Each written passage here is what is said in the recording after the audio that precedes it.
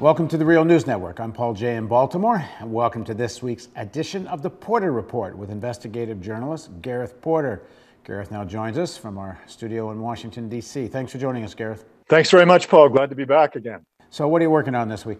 Well, this week I've been working on my four-part series on how David Petraeus essentially created a myth of his own success, particularly in Iraq, but also in Afghanistan. I've had the first two pieces published at Truth Out, and the third is in the can, ready to be published, I think, the beginning of next week. And then the fourth, which will be on Afghanistan, will come later that week. Why do you think this is a myth? Well, I think it's a myth because if you go into the specifics of what actually happened in each of his commands, three commands in Iraq and the one in Afghanistan, what you find is that there is always a myth surrounding the claims that are made about his success, beginning with his first command, which was primarily in Mosul, the second largest city in Iraq, from 2003, 2004. And in that command, he was given credit by one journalist after another who went to Mosul and spoke with him and wrote stories for having essentially done what no other US commander in Iraq during that period of the war was able to do, which was supposedly to keep control over the Sunni insurgency.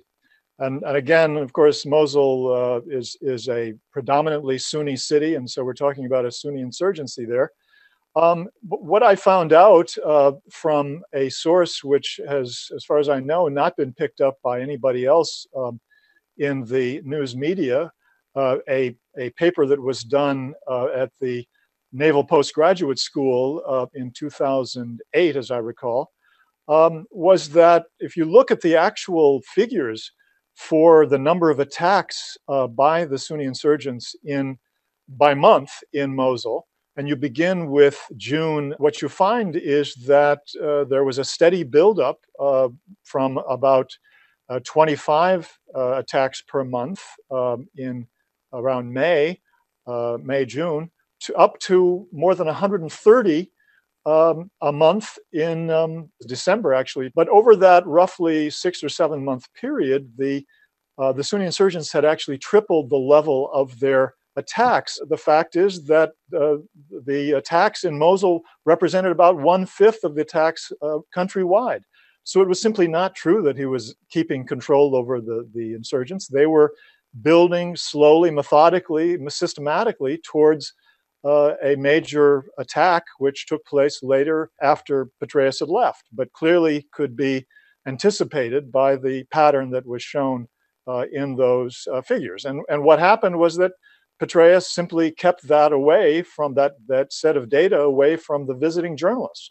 And they never seemed to show enough initiative or curiosity to ask for the full set of figures, the whole run of the trend line for attacks by the Sunni insurgents through that period. So then the next success story is his command during the transition period. That's right. And by transition, we mean the command of the transition command. That was the command that was supposed to essentially set up a new Iraqi police and army, and to basically set the stage for that police and army structure to take over the war eventually.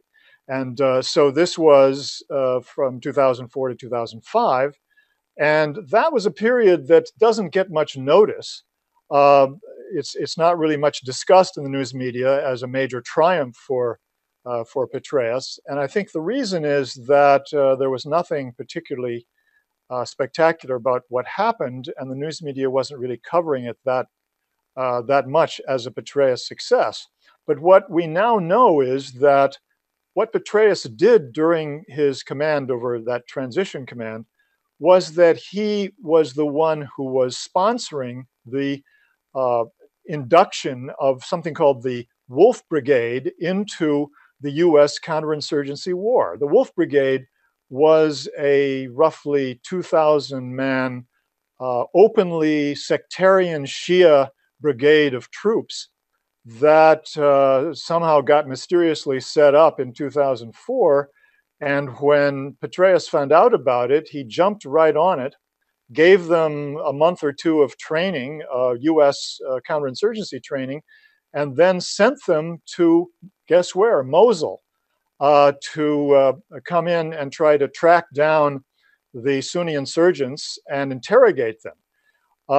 And what happened, instead of really helping to quell the Sunni insurgency in a long-term sense, that really added fuel to the flames in Mosul, because what the Wolf Brigade did was to torture hundreds of Sunni population who were accused of being part of the Sunni insurgency, and in most cases. How do we know all this?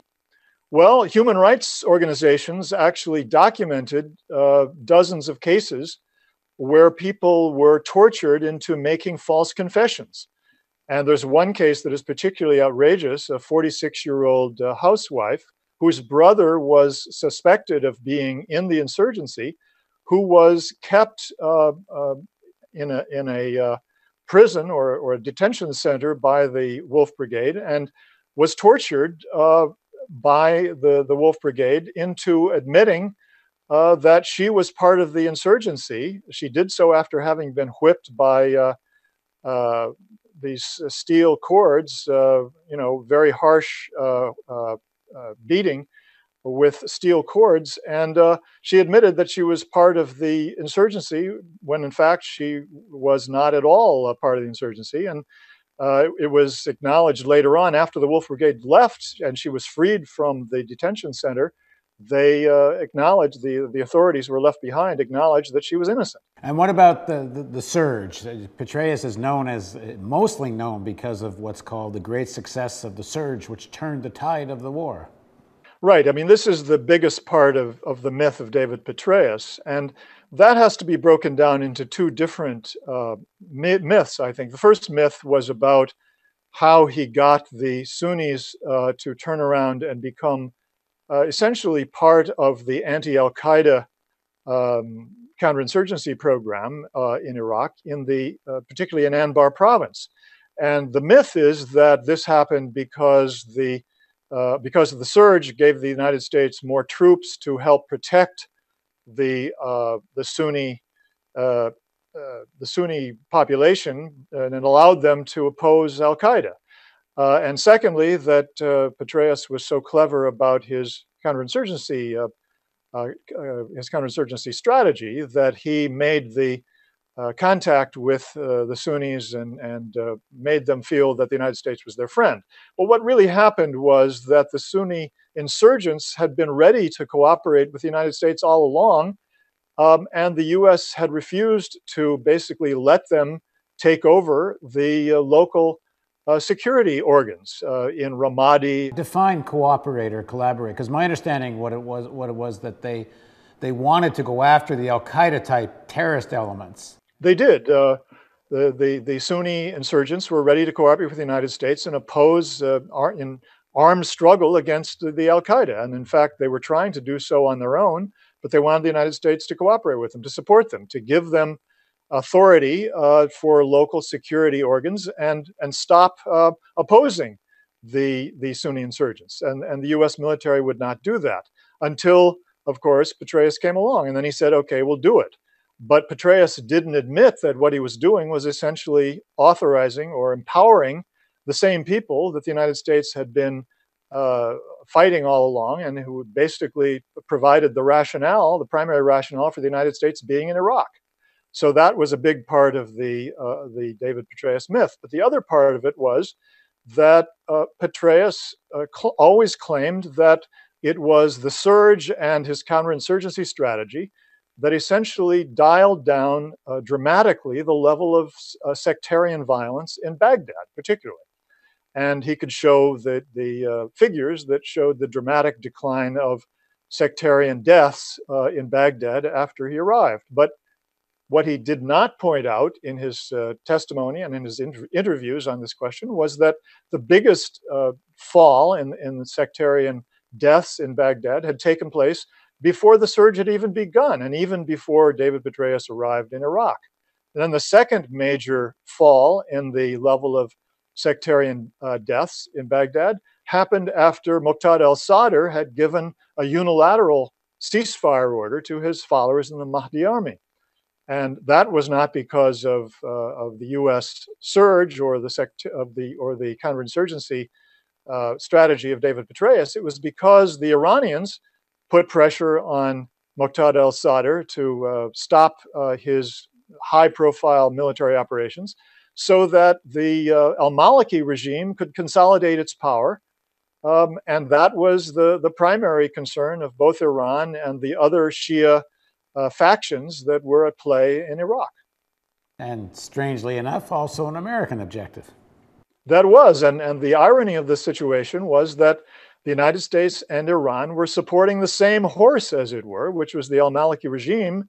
And what Petraeus was telling the US Congress and the press was that the Iranians are fighting a proxy war against the United States. That was, of course, really a political fiction. And the reason, as I'm going to show in my piece that has not been published yet, is that what Petraeus needed at that moment was the support of Vice President Dick Cheney. And Cheney was the last neocon in the Bush administration who was still pursuing the idea of a confrontation, military confrontation with Iran. And Petraeus had to sort of cater to Dick Cheney's desires. And that's why he was telling a big fib about the actual strategic situation in Iran at that. And it's also kind of ironic, staying with your horse metaphor, that the Maliki horse is now more in the Iranian barn than it is the American barn. You can see that from Syria, where the Iraqi government's allowing Iranian weapons to fly over into Syria without stopping them, in spite of America yelling about it. There are many, many indicators that al-Maliki and the Shia-dominated government of Iraq are fully in the Iranian camp with regard to the most important conflict, as seen from Iraq as well as Iran, which is the Sunni-Shia divide in the Middle East. And so much for Petraeus winning the war. So thanks very much for joining us, Gareth. Thank you, Paul. And thank you for joining us on the Real News Network. And if you'd like to see more analysis like this, we're in our year-end fundraising campaign. We have an extension of our matching grant campaign. We're now trying to raise $150,000. If you click on the button, donate button somewhere over here, or send a check, or make a phone call, every dollar you give will be matched until we hit that $150,000 target. So thanks for joining us on the Real News Network.